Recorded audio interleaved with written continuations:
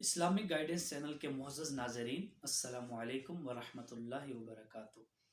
آج کا ہمارا سبق ہے کہ غسل کسے کہتے ہیں اور غسل کب فرض ہوتا ہے۔ تو یاد رکھیے، ویسے غسل کا معنی ہوتا ہے دھونا، اور غسل کہتے ہیں کہ طہارت کی نیت سے، پاکیزگی کی نیت سے، سر کے بالوں سے لے کر پاؤں کے ناخن تک پورے بدن پر پانی بہانا اور اسے پانی سے دھونا، یہ غسل کہلاتا ہے۔ تو غسل کب فرض ہوتا ہے؟ تو یاد رکھیے، جو چیز غسل کو فرض کرتی ہے ان میں سے پہلی چیز ہے جنابت، انسان کا جنبی ہو جانا۔ اب جنابت کسے کہتے ہیں؟ تو یاد رکھیے کہ لذت کی وجہ سے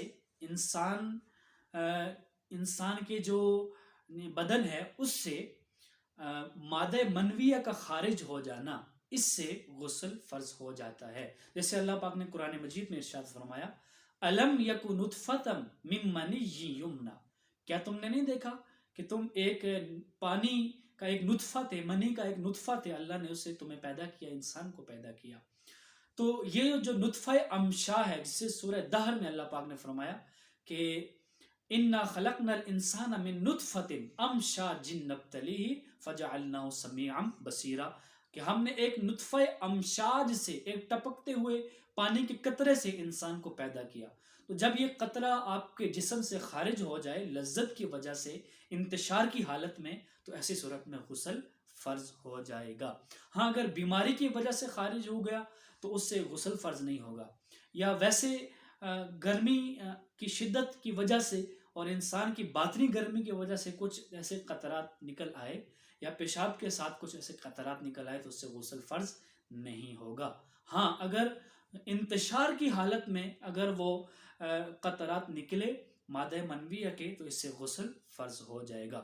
دوسری چیز جو غسل کو فرض کرتی ہے وہ ہے جماع، اور وہ اللہ نے ایک دنیا میں نظام رکھا ہوا ہے کہ اللہ نے انسان کو جوڑا جوڑا پیدا کیا، ایک مرد اور ایک عورت سے پیدا فرمایا۔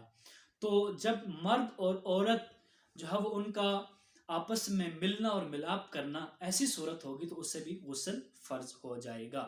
تیسرا حیض کا خون ہے جس سے غسل فرض ہوتا ہے، اور وہ عورتوں کا جو ماہواری خون آتا ہے اس کو کہتے ہیں، تو ایسی صورت میں اس پر بھی غسل فرض ہوگا جب تک کہ وہ اسے ایام حیض سے نکل نہ جائے۔ اس طرح نفاس سے بھی غسل فرض ہوتا ہے، اور نفاس وہ ہوتا ہے کہ جو بچہ پیدا ہونے کے بعد جو خون آتا ہے اس کو نفاس کہتے ہیں، تو اس سے بھی غسل فرض ہو جائے گا۔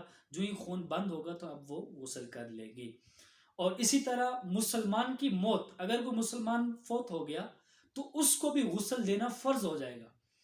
اور اگر کوئی شخص کسی پانی میں گر کے فوت ہو گیا، مثلا پانی میں تیر رہا تھا کہ ڈوب گیا، تو اب کیا اس کا غسل ہو جائے گا؟ تو یاد رکھیے، اگر پانی کے اندر ڈوب گیا تو آپ غسل کی نیت سے ایک ڈبکی اسے اور لگوا دیں پانی کے اندر، تو اس کے لیے یہ غسل بھی ہو جائے گا، دوبارہ غسل دینے کی ضرورت نہیں رہے گی۔ تو اگر مسلمان کی موت ہوئی تو اس کو غسل دینا بھی فرض ہوگا۔ اسی طرح کافر شخص اسلام اس نے قبول کیا، تو جب کافر نے اسلام قبول کیا اور اسلام سے قبل وہ جنبی تھا، یعنی اس پر غسل فرض تھا، تو ظاہری بات ہے اسے تو نہیں پتا غسل کے کون سے فرائض ہیں، تو اب وہ جنابت کی حالت میں تھا، تو اب اسلام لانے کے بعد اس پر بھی غسل کرنا فرض ہو جائے گا۔ تو آج کے سبق میں ہم نے یہی پڑھا کہ غسل کیا ہے اور غسل کب فرض ہوتا ہے۔ اللہ سے دعا ہے وہ ہمیں سمجھ کر کے، یاد رکھ کر کے اس پر عمل کرنے کی توفیق عطا فرمائے۔ والسلام علیکم ورحمۃ اللہ وبرکاتہ۔